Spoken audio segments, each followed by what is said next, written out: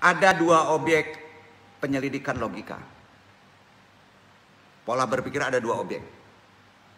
Tuntunan Islam. Pertama, pemikiran sebagai objek material. Ya, objeknya material. Kedua, masuk pikiran juga nih. Nggak mungkin nggak masuk pikiran. Patokan hukum-hukum berpikir secara benar sebagai objek formalnya.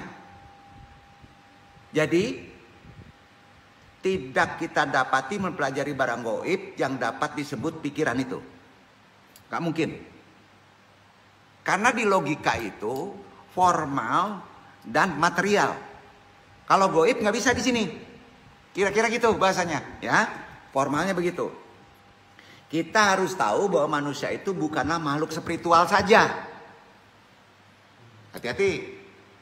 Tanya. Dasarnya kita ini sesungguhnya manusia spiritual, kurang tepat.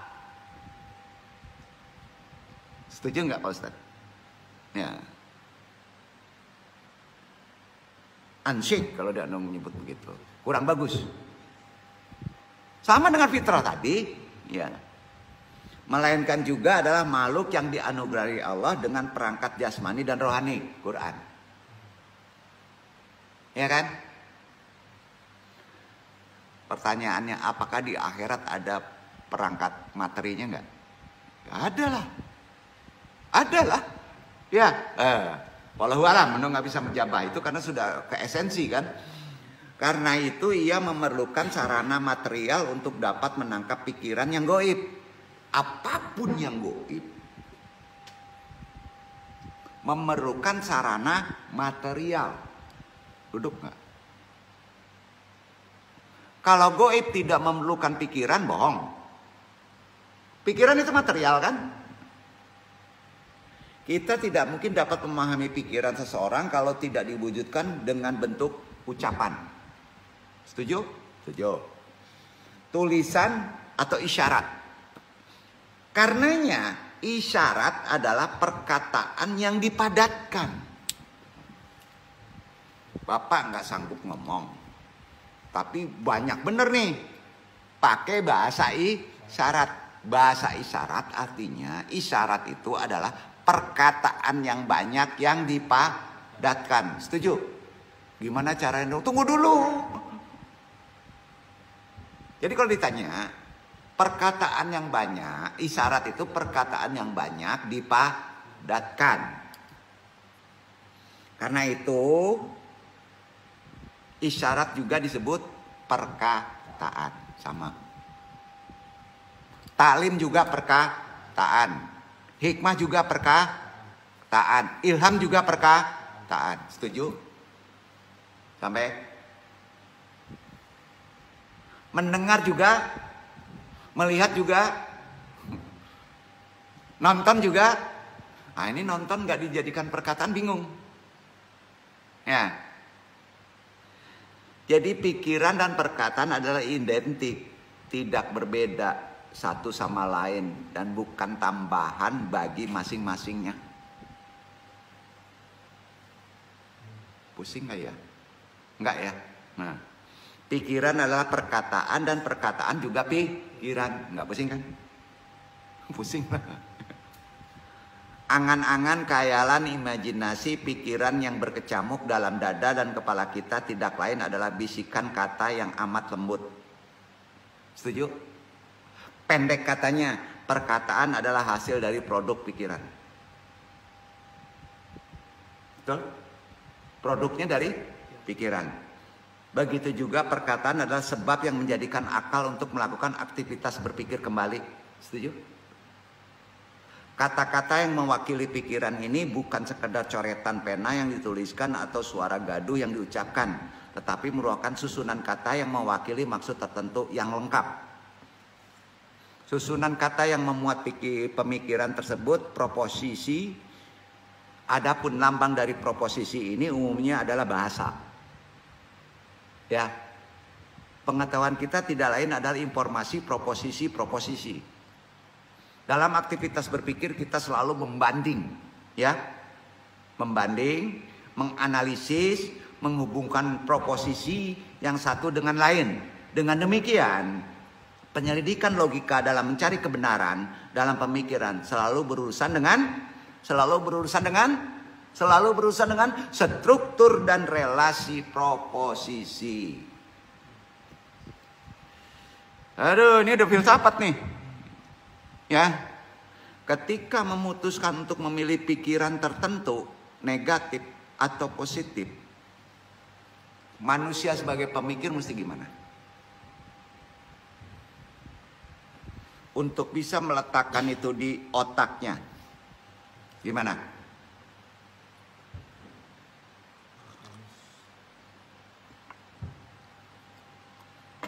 Di sini akal akan mengidentifikasi. Renung dulu, naikkan akal.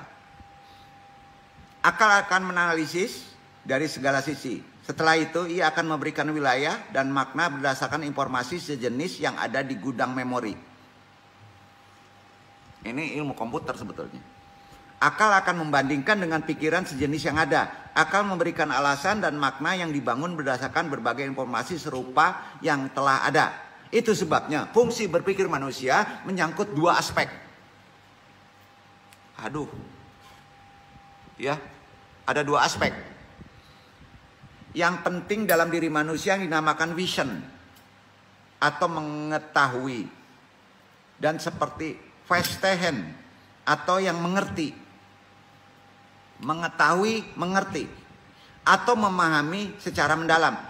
Pendek katanya, orang yang baru mengetahui, kesimpulannya, orang yang baru mengetahui belum tentu dapat memahami. Setuju? Setuju? Orang yang baru mengetahui belum tentu memahami. Makanya di Islam ada konteks yang disebut berulang-ulang. Lihat lagi, lihat lagi, lihat lagi, ucapkan lagi. Qul huwallahu ahad. Qul huwallahu ahad. Tahu Allah itu satu. Tapi belum bisa memahami kalau belum ada pengulangan. Tuh. Zikir kan berulang-ulang. Antum memahami zikrullah, zikir ingat Allah itu kalau berulang-ulang mengamalkan ingat Allah. Duduk. Itu ilmu pintarnya.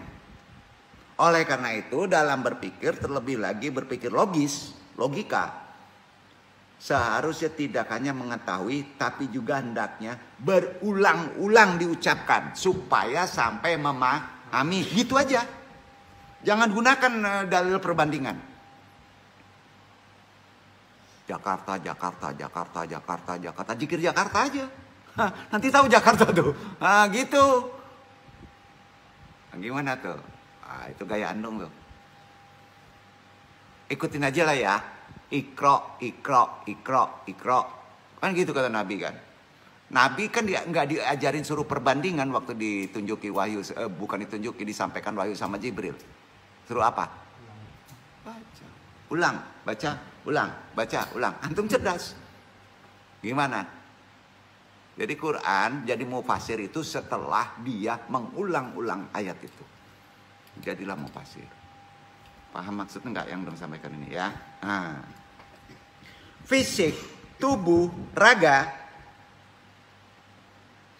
metafisik, rohani, spiritual. Dua esensi manusia. Ya kan? Pada manusia merupakan dua unsur yang menyangga hidup.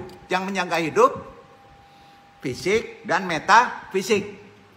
Itu yang menyangga hidup.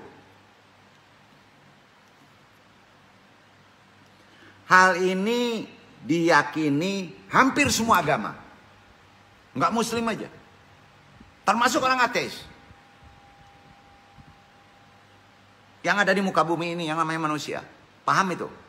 Yang menyangga hidup adalah fisik dan metafisik. Bahasa kerennya tubuh kasar dengan ruh. Gitu ya? Ya. Namun unsur metafisiklah yang menjadikan manusia punya nilai lebih. Bukan unsur fisik. Duduk gak tuh? Sekarang udah mulai terbalik. Pep still tinggiin kan? Ayo. Unsur metafisik. Nilai lebih, nilai tambah dalam melakoni hidup dan kehidupannya. Setuju? Ya, itu di Quran ada. Berarti nilai tambah manusia dalam kehidupan sejatinya tidak ditakar dari unsur fisiknya, pikirannya, kecerdasannya. Tidak, tapi diukur dari metafisiknya. Setuju? Itu ukuran awalnya. Jangan lalain nih yang fisik, pikiran, kecerdasannya ya. Tetapi ditentukan oleh unsur metafisiknya. Yaitu bahasa Qurannya ruhnya. Loh. Apa? Kenali sedetail-detailnya ruhnya.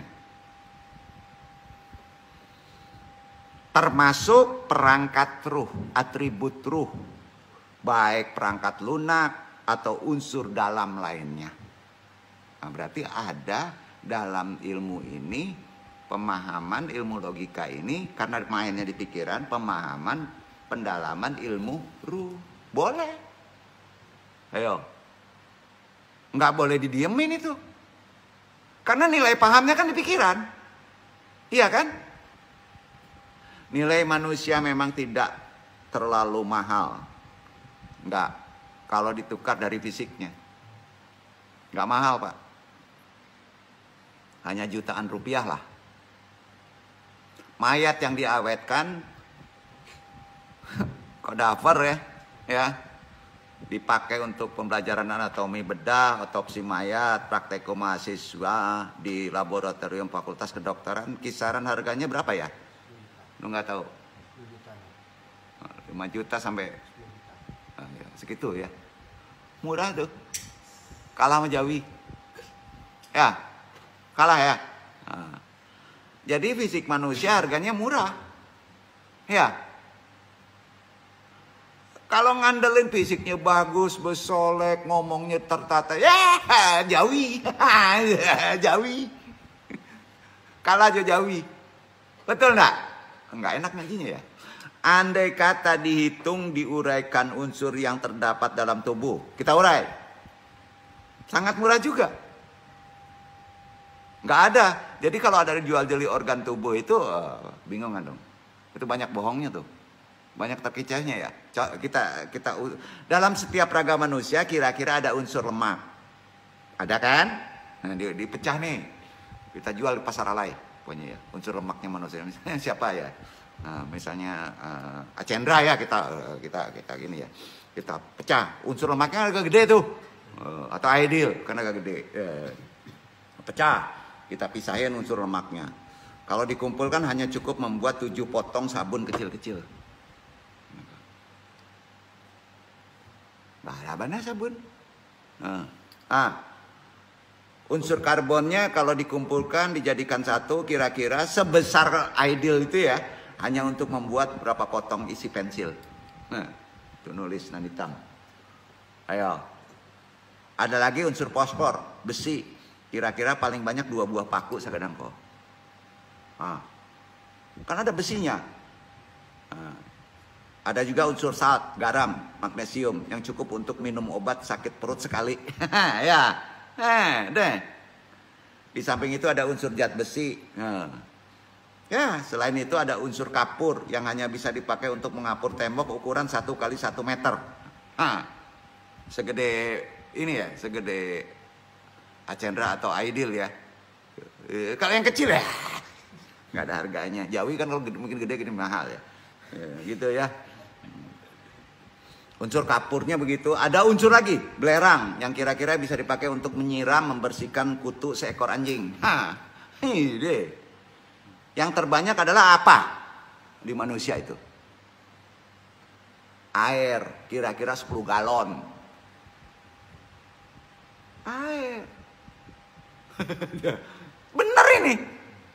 Karenanya jika seluruh unsur atau bahan kimiawi yang terkandung di tubuh manusia sempurna, itu dijual, hanya unsur fisiknya dibeli dari sebuah toko, uangnya nggak banyak.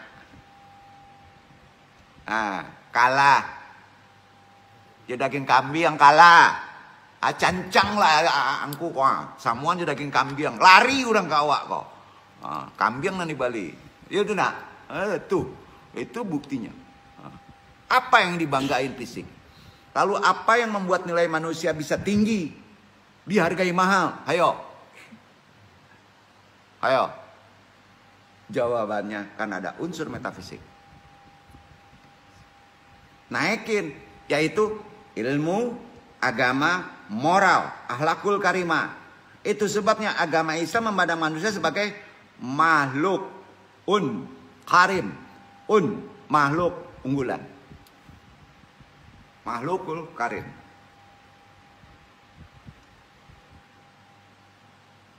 Karenanya di Quran disebutkan walaqad qaramna bani Adama. Sungguh telah kami muliakan anak keturunan Adam. Tapi yang dimuliakan prioritas yang mana? Bukan fisiknya.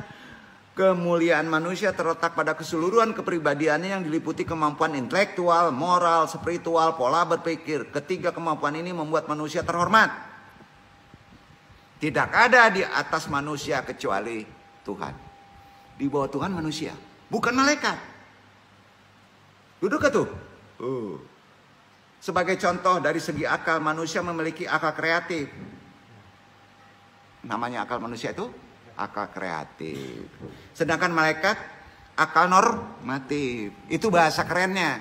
Ditanya malaikat itu akalnya apa? Akal asli itu disebut akal normatif. Ya, akal manusia itu akal kreatif. Al-Quran tidak pernah menyebut malaikat itu yatafakarun. Tidak kan? Yang berpikir enggak kan? Jibril yatafakarun. Enggak ketemu tuh. Enggak ada. Kalaupun disebut dalam beberapa ayat, kemampuan malaikat adalah ya'lamun. Tahu ya'lamun? Sekedar tahu. Hanya sekedar tahu. Atau yakilun, bisa mendayagunakan, memfungsikan potensi nalarnya. Itu yakilun, ya. Itu pun enggak seluruh malaikat. Yang diketahui oleh Quran aja. Kalau diilustrasikan gini misalnya pernyataannya. Gedung itu bukan rumah. Gedung itu bukan rumah. Pengetahuan ini disebut ya'lamun. Tetapi belum tentu yakilun.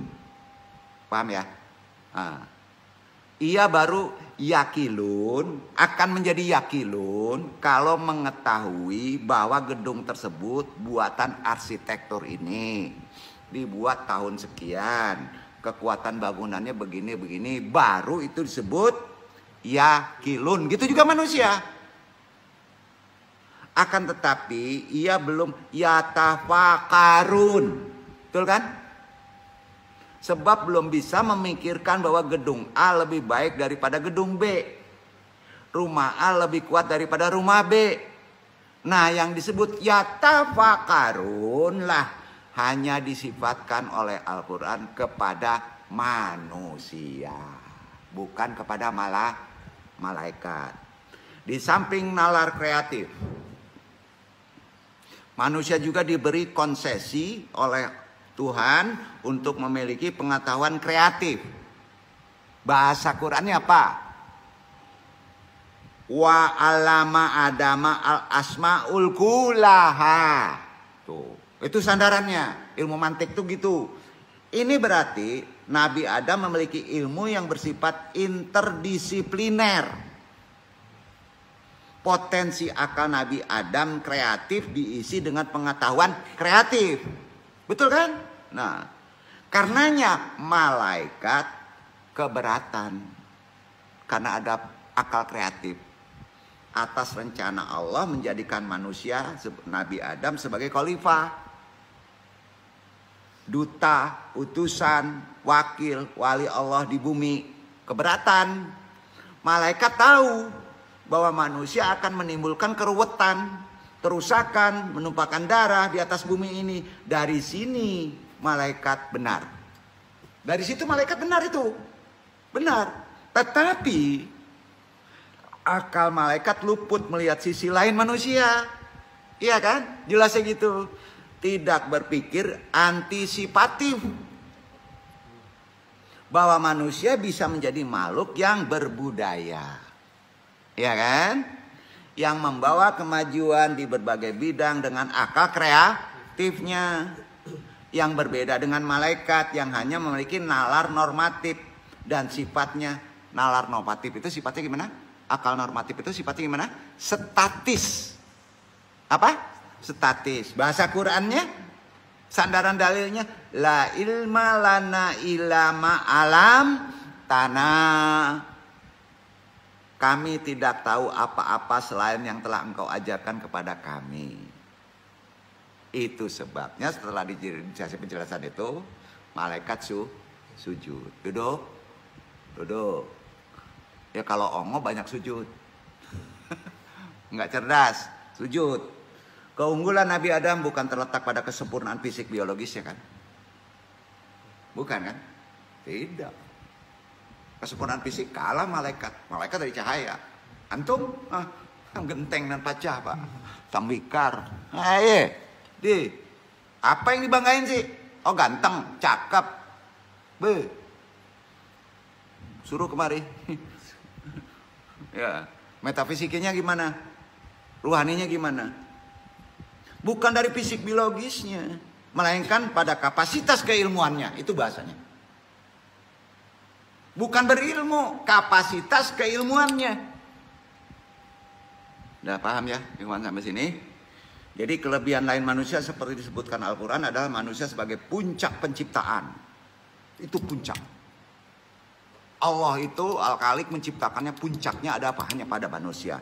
Laqad khalaqna al-insan fi ahsanin takwim.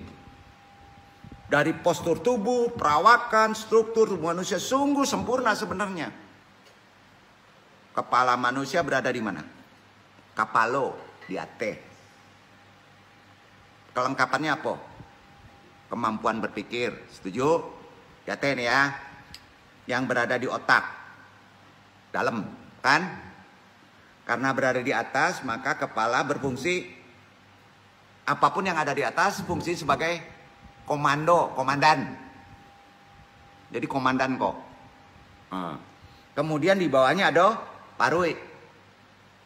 Kira-kira apa tuh? Logistik, dapur. Iya kan? Baru kemudian mobilitas dan menggerakkan anggota tubuh berada di bawah kaki. Eko wilayah jangan disabui, wilayah eko beda, makanya di tengah. Itu metafisik. Itu ada kajian khusus dalam mantik. Ya. Dengan struktur demikian, maka semestinya pusat komando manusia berada di mana? Kepala dulu. Yaitu otak. Bukan di tengah. Acok tengah jadi komando, maka Tuhan tahu diparentakan puasa setahun sekali Ramadan. Supaya fitrah. Bukan supaya suci. Supaya fitrah. Kembali lagi kita bautak. Kan gak enak tuh. Awal puasa supaya kembali kita utak. Itulah disindir di orang-orang Minang Lamo. Itu betul tuh. Kita selesai berpuasa supaya jadi fitrah kesuciannya kembali. Andung lalamu berpikir, kok salah sabut mah. Betul kan? Dari parui supaya kembali ke utak. Apalagi di bawah perut. Kacau pak. Kejatuhan manusia disebabkan karena menuruti kemauan nafsu. Yang bersarang di perut. Di bawah perut juga kelamin. Itu sebabnya diwajibkanlah perintah berpuasa sebulan penuh pada bulan Ramadan setahun sekali. Untuk siapa itu? Supaya kita mulia. Supaya kita sempurna. Maka jaminan Allah kalau sempurna puasanya, ikut aturan Allah, maka kita mulia. Pasti mulia, otomatis. Bukan suci. Suci itu urusannya beda, negerinya beda. Ya, gitu. Itu sebabnya diwajibkan kita perintah berpuasa sebulan penuh pada bulan Ramadan setahun sekali guna bisa memahami, menghidupkan kembali kesempurnaan kita diciptakan yaitu sebagai manusia insan kamil, bahasa makrifatnya gitu. Manusia sempurna. Sempurna manusia adalah di antara malaikat dan kan nggak enak ya. Ya. Berbeda dengan struktur tubuh binatang kan antara kepala, perut dan kelamin. Sama-sama nggak jelas dominannya mana. Ini bingung. Kapalo, parui, kalamin. Kalau di binatang itu nggak jelas. Dominannya mana? Ada sekali-kali dominan ke nafsu. Sekali-kali dominan ke kapalo. Itu binatang. Kalau manusia tidak memiliki arah yang jelas, dominannya, kita udah tahu dominan di kepala. Akal. Itu ilmu mantik. Menjadi pusat komando hidupnya, maka tidak jauh dari perilaku binatang kalau kita nggak jelas arah komandonya ya. Maka pelajari ilmu mantik. Dalam bahasa Al-Quran perilaku demikian disebut ulaika kal an'ami. Mereka seperti binatang, bahkan bisa jatuh derajatnya melebihi balhum adal, melebihi binatang. Banyak kejadian itu. Wallahu a'lam bishawab. Mudah-mudahan ini bermanfaat. Besok ke dalam lagi ya. Tapi kita nggak mungkin mempelajari akal seperti normatif ke malaikat kalau kita belum paham ini. Paham ya maksud Ustaz ya? Nah, itu kuncinya. Jadi silakan tarbiyahkan. Ini boleh tarbiyah penuh, ke umum boleh. Tapi sayang ini tidak jadi skala prioritas dalam kajian Ramadan. Itu yang Andung agak prihatin. Ya. Fikih larangan jadi kulit dasarnya. Padahal kita harus mengkaji seperti ini. Bukan merasa Andung menang. Silabus harus benar tiap Ramadan. Supaya kita kembali ke fitrah itu. Konsep fitrah itu secara benar itu gimana? Sekarang silakan antum pikirkan. Betul nggak apa yang Andung katakan ini? Wabillahi taufiq wal hidayah. Pailu Andung. Wassalamualaikum warahmatullahi wabarakatuh.